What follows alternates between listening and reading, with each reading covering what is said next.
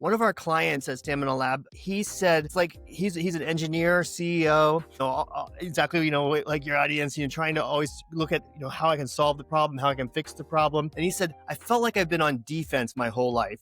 And when I started learning about this approach and applying it, it's been a 180-degree turn. And now I finally feel like I'm on offense in my life. So that's, I think, the biggest difference between the big difference is you were going from defense to offense with this approach. Welcome to the Feria TechCast, where we bring you all things science, engineering, technology, and innovation. Today, we are joined by Glen Lubbert, a former Division One athlete, certified performance coach, and the co-founder and CEO of Stamina Lab, a health innovation studio at the intersection of behavioral design, tech, and well-being. With a background that spans NCAA athletics, tech entrepreneurship, and mindfulness training under John Kabat-Zinn, Glenn brings a unique solution-focused approach to sustainable behavioral change. Instead of focusing on fixing problems, he helps health-minded professionals build on their existing strengths to improve energy, focus, and resilience using science-backed coaching, personalized data, and radical belief that people aren't broken but empowered to create the future they want. So, Glenn, welcome to the show. Yeah, thank you for having me. All right, so let's start at the beginning. Your journey from Division One athlete to tech entrepreneurship to CEO of a health innovation studio is quite unique. So, what was a key insight from athletics that you now apply to helping people with their well-being? Yeah, I think it's a great question, and I appreciate the opportunity to talk about this because it's really a key part of what we can apply to all of ourselves is that we aren't broken and we don't need to be fixed. And I think one of the things that I take from my athletic career and into business is just the ability to continue to look at the opportunities that come up every day and say, what difference will it make for me to get up and do this, to work hard, to train for what I want to have. But really, it's making sure you remember what uh, what do you want, what does that look like, and how does it feel and smell and taste, and just be really clear about the where you want to go, and then ask yourself, what difference will that make when I get there, or even what difference will it make while I'm on my journey for that, because we're always in the becoming stage. So I think that's really what was motivating and driving for my athletic career. Was what when I went into business early on in my career was to have a vision of what that would be and what difference that would make for myself and the people around me. Interesting. So, you have a powerful philosophy.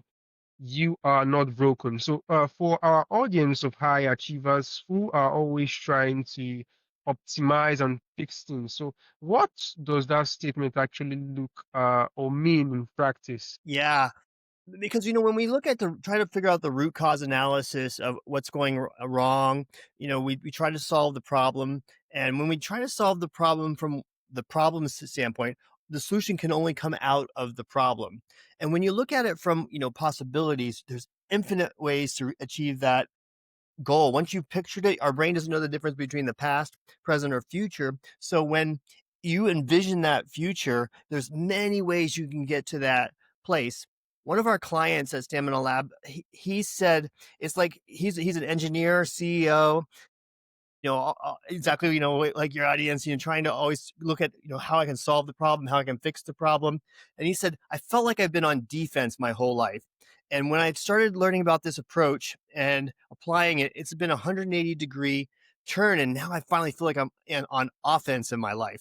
And I think that's a great way to describe the difference between trying to solve the problem and looking at the root cause of the reason of the problem, and then looking at a solution focused approach, which is looking at the possibilities and how you can how you get there in many different ways. And so when I say you're not broken, it's because you're already on the way to becoming this person that you want to be. In fact, the reason you're listening to this podcast is because you're already on the path to becoming that person. So you're not broken. You're already that person. You are already doing that because you're, like I said, you're listening to this podcast already. And I think that's a big shift. That shift from being on defense to solving the problem to being on offense. And I can explain more of Wonderful. that in detail because it's a huge part of the philosophy. Yeah. Oh, that's amazing. So I'd like to ask, what is solution-focused coaching, and how is it any different from traditional approach of identifying and fixing problems? Yeah. Um, so again, it goes back to that root cause analysis that we're trying to do.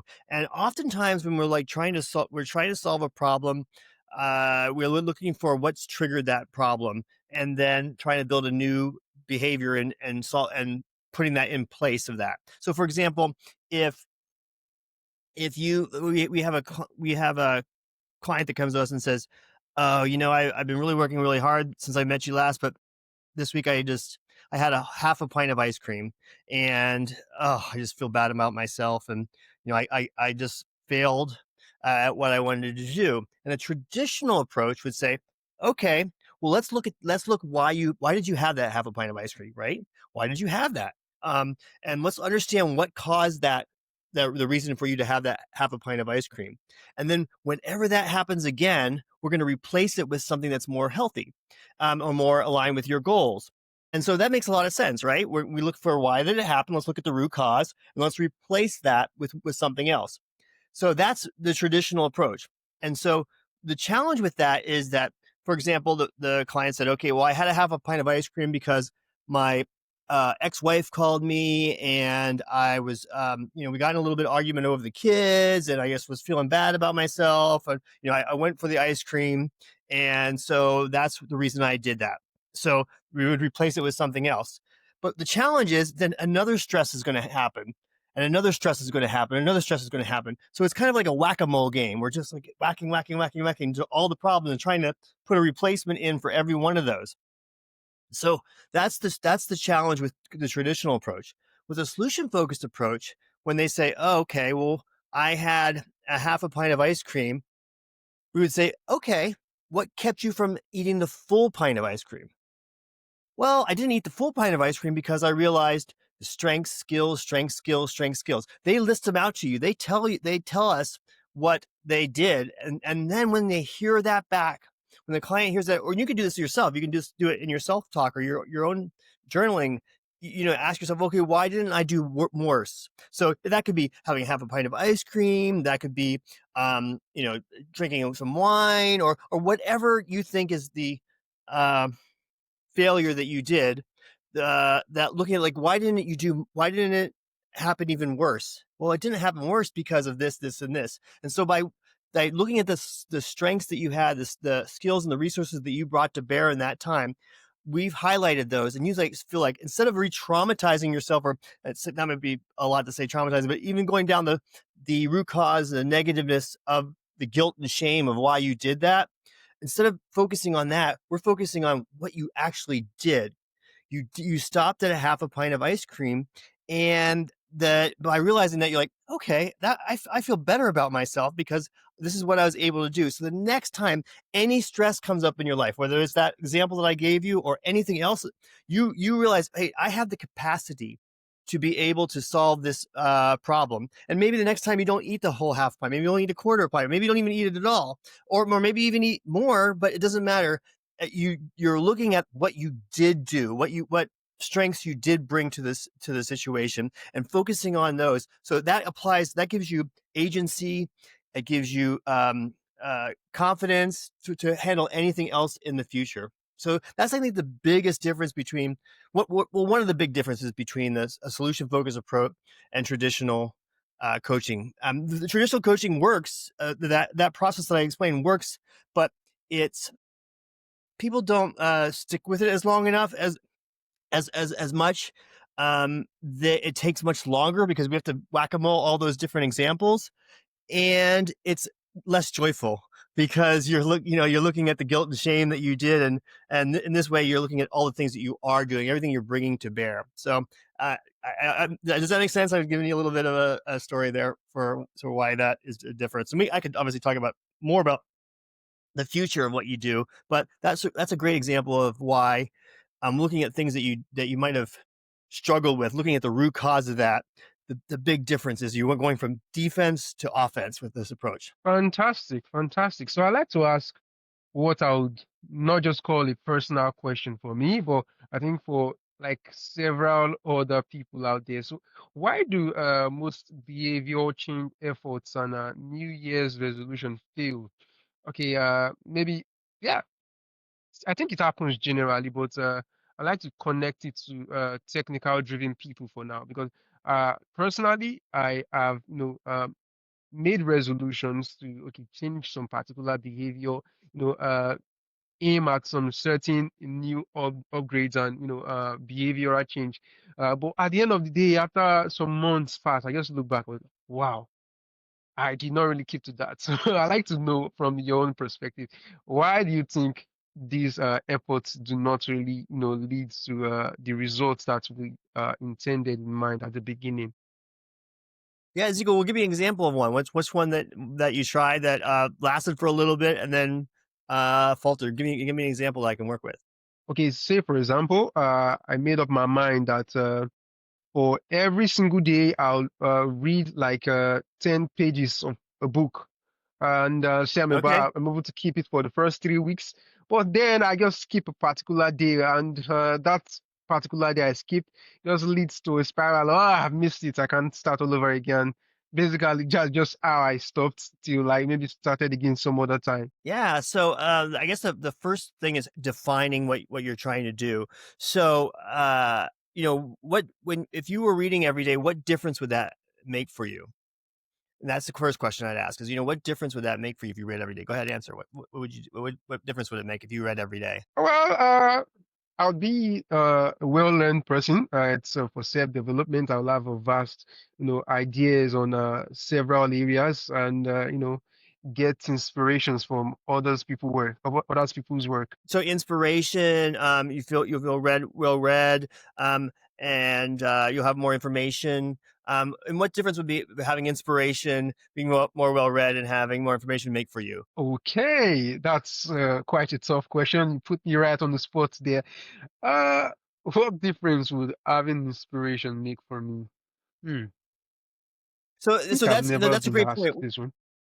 And that's a great point, and that's what happens many times is we get to that question where we say, you know what, I've never been asked that question before, I've never asked myself that question before, and that happens every single Ezekiel, that's very common. So you're right with most people, because most people have the first layer that, oh, I want to read every day, and they maybe intuitively have the next layer of what difference would that make for them, but they don't go to the next layer and the next layer, because when you do that, you have gotten yourself really intrinsically connected to what that New Year's resolution would be or what that goal is, and it's beyond just the reading the 10 pages per day. You want to be inspired. You want to have knowledge, and that knowledge ultimately will always get to, you'll be able to, maybe you'll be able to make more money, or you'll be able to provide better for your family. But then what difference would that make? Well, I'd be able to do more things I want to do with my family, and also you always get the joy and love and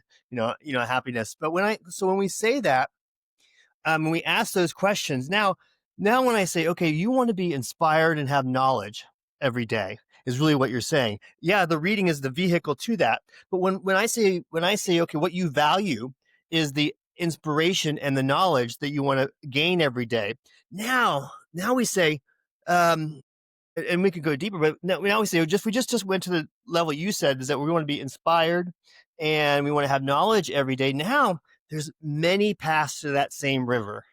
And so maybe for some reason you didn't have the book, or you were traveling, or whatever happens in life. Now you say, okay, well, what's one thing that could tell me that I'm still gaining inspiration and knowledge today, even the smallest thing. And now we're not stuck on this one thing that we're trying to do. Now we have infinite possibilities to gain inspiration and knowledge every day. And so your New Year's resolution is really about inspiration and knowledge. So that's and whatever happens in life, you can say, okay, well that's happening, and I'm not able to read my 10 pages. But what's one thing I could do, even the smallest thing, that would say that I'm still the person who gains inspiration and knowledge every day. So you have multiple many ways. So your New Year's resolution is about inspiration and knowledge rather than just reading those 10 pages that every day. Does that make sense?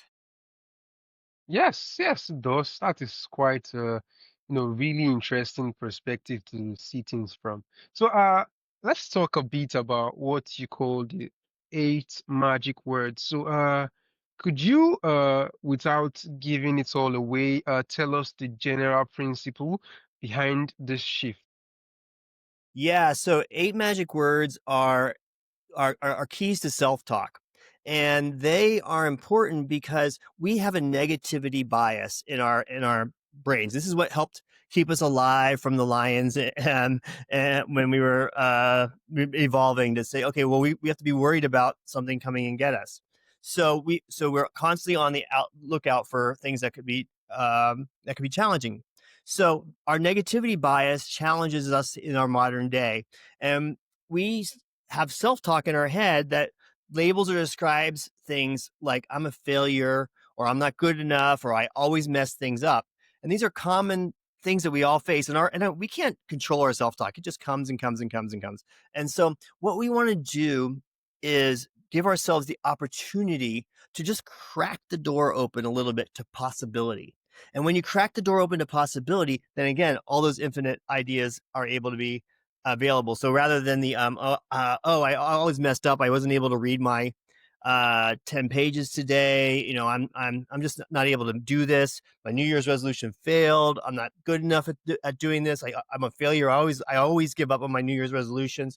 Um, and so these eight magic words just crack the door open for possibility. And when you crack the door open for possibility, again, your brain will solve these problems, because it's amazing how much creativity we have in there. So we're just trying to get our brains from absolutes, like definition of I'm a failure, I'm not good enough, because our brain's going to have that automatically because of that negative survival self-talk.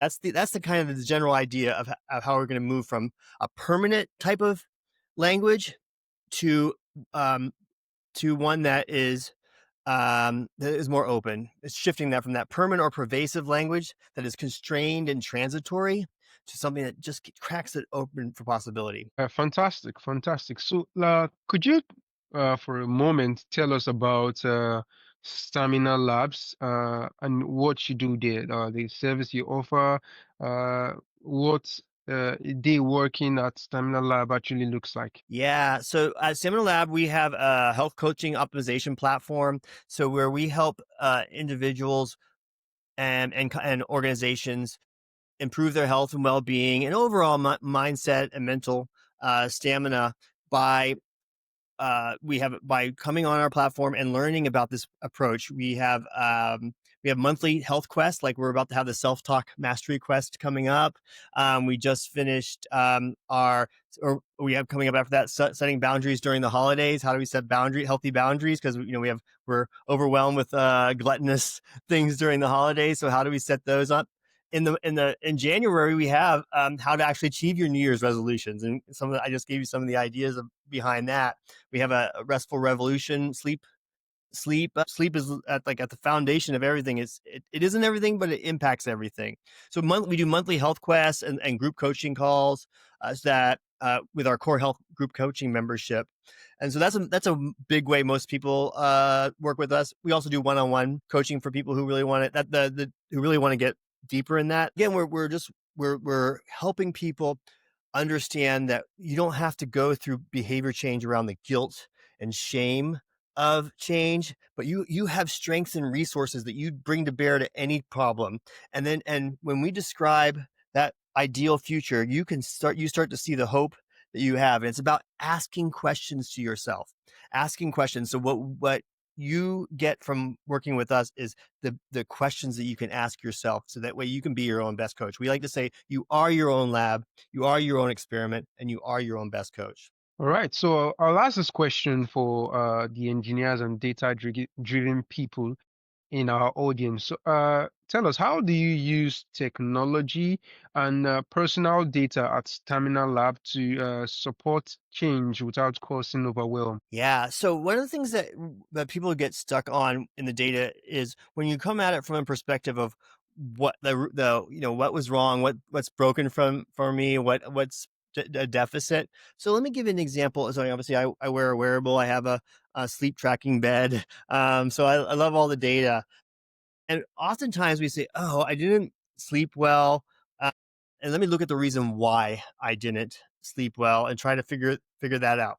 And that is a valid way to go back about it. Again, it's the root cause of what's going wrong, and we try to instead, and it's always that instead, focus on where when you did have a day where you slept well, what did you notice you did differently on those days? Or when your sleep was just a little bit better than normal. What does when those numbers come out, when your sleep score comes out and it's like, oh, it's in the 90s. Great. What did I do differently on those nights and those days? And noticing that, and if it was a lower date a number, what's kept me from being even lower? So say one day I woke up and it was my sleep score was a 60 something, 60, let's say a 65. Well, what kept it from being a 60 or a 50? What did I do that kept it from being that? So you're really just looking instead of looking at what caused a problem, you're looking at what did I do well on the days that I slept well, or what kept me from even being even worse. And again, it's just that shift in focus, and from the resourceful past to the hopeful future. Great. What's the most common mistake people make when they try to manage stress or avoid burnout? Oh, wow, that's a fantastic question. Um, so when we're managing stress and avoiding burnout. We talk a lot about this with our self-talk quests too. And oftentimes, when we look at burnout or stress, we say to ourselves, "I feel stressed out," or I'm feeling burned out. And that we then when we get into that cycle, and I totally was there, so I know. I mean, I ran a big tech company, and I was stressed, and I got burned out.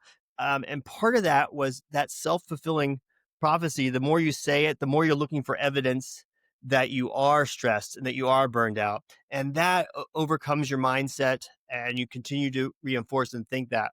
So with this approach, you start asking yourself questions of where there's evidence where you are doing things that are not burning you out, or not. I'm not gonna say not burning you out, because you don't know. What do you want instead of being burned out? That's the question. Instead of, oh, I feel burned out, but what do you want instead? Well, I want to feel more relaxed. I want to feel um, on top of things. I want to feel like I enjoy this in my work. So now you have a place to go.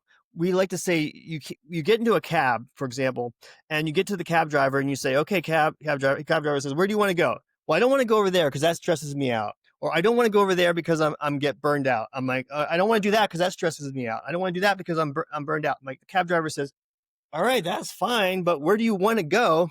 I've got to drive you somewhere. So you have to tell the cab driver the destination. So the same thing here. When you feel stressed out and we feel burned out, what do you want instead? And I think that's what most people get hung up on. They get hung up on the feeling the stress and looking for evidence, or feeling the burnout and looking for evidence, and not asking them that question of, well, what do I want instead? And being very clear about that future that you want to have, and start looking for evidence. Tell the cab driver where you want to go. Wonderful. So, tell us, how can someone start identifying what's already working in their life, especially if they feel stuck or overwhelmed? Yeah, for overwhelm. Okay, so well again, overwhelm is, and in any challenge you're having, is you're looking for evidence of when things were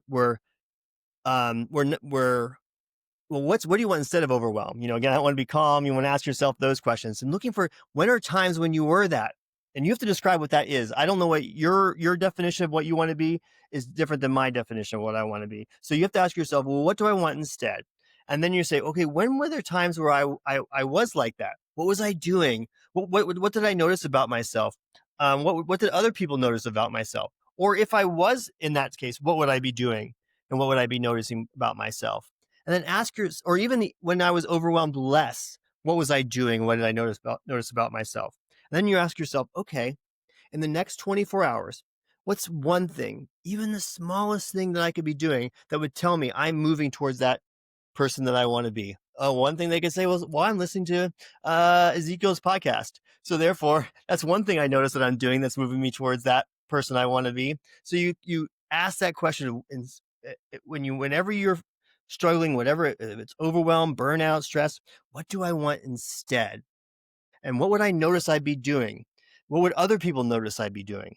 And what's one thing I could be doing right now? And that's what you want to get from the the stress or the anxiety, or the guilt or shame into a doing. And the doing, how do you know what doing you want to do? Because you need to describe what you want instead. Glenn, you have worked with high performance and entrepreneurs. So I'd like to ask, what's one non-negotiable daily behavior that has the biggest impact on their energy and focus? So the energy and focus, that is really the outcome of working on asking yourself these questions. Asking yourself questions of what do you want, where do you want to go? And I think that's the biggest shift, because that's that 180-degree shift I talked about before, where you're moving from defense of trying to solve all these problems to offense of moving forward. And once you make that shift, and it's hard because of our negativity bias and our negative self-talk, and our training, especially for engineers, our training on how to solve the problem. So it's the practice. It's, I would say, even discipline of continuing to ask yourself to get out of that negative self-talk, to continue to ask yourself, where do I want to go? What do I want instead? We talked about the New Year's resolutions. Sometimes New Year's resolutions, or even anything else, is, well, our brain can see, smell, taste cake, but and it knows whatever your things that you're trying to stop. It knows that. So when you say don't eat cake, it doesn't hear the word don't.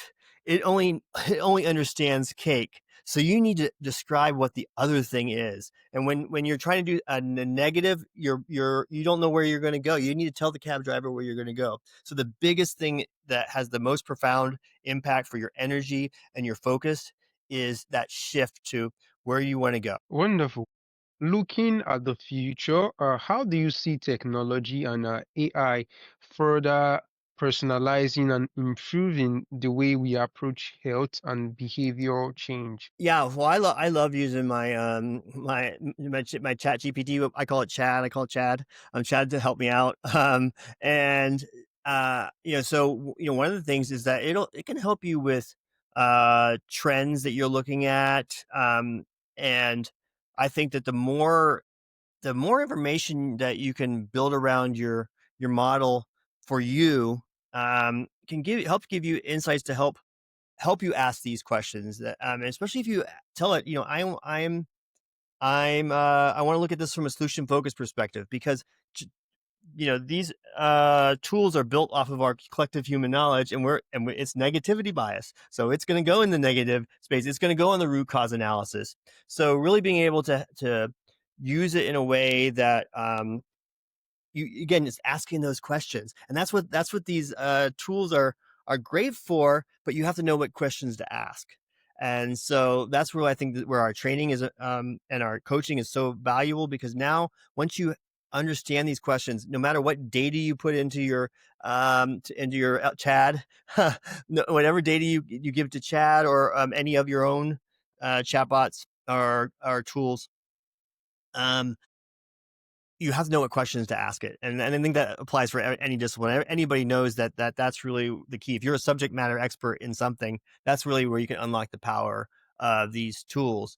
So I would say, use them, give it all your data, but ask it good questions. Ask them the questions that will move you out of that problem oriented approach to something that looks for your solutions. Fantastic. Your work is quite innovative in how you approach human performance and well-being. So, in the context of that, tell us what does innovation truly mean to you? I mean, I like to hear the meaning of the word innovation from the way you see it. So innovation, I look at innovation as something that is transformative in your way of thinking or way of doing, and really in the doing. Both of those are important. The questions you ask and the doing. What do you end up doing? Something that is innovative can even be innovative to you. It might not be innovative to society. It could be even innovative to you. And that's why I love this approach. It's been around for it's got 20 meta analysis, hundreds and hundreds of studies that have been performed to show that hey, this actually does change people's behavior, and it changes behavior that actually lasts rather than things that like habits where you could fall off on your habit because something breaks it. This is behavior change that actually lasts. This is why New Year's resolutions, if you do it through our approach, that it actually lasts.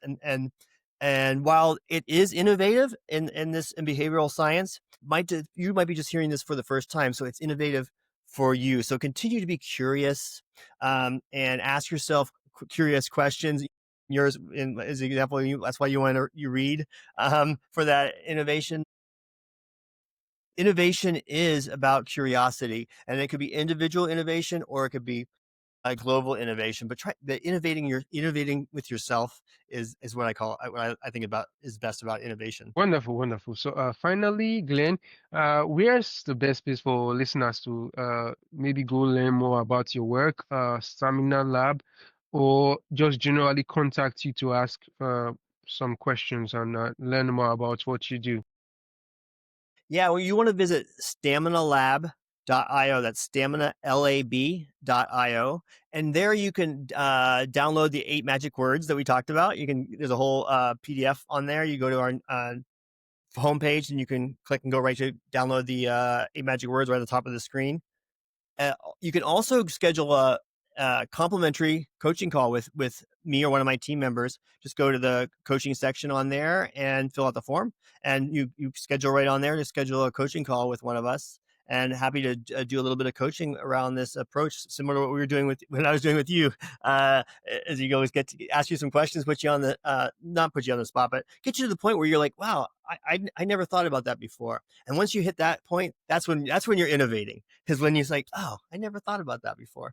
And I want to help you with your personal innovation. Staminalab.io. And we have social media for Instagram and YouTube. We have a YouTube channel too. All the things that you can just follow us on there too as well. Amazing, Glenn. It's been a really wonderful conversation with you, and I am totally excited to have you on the show today. Thank you. Thank you for having me.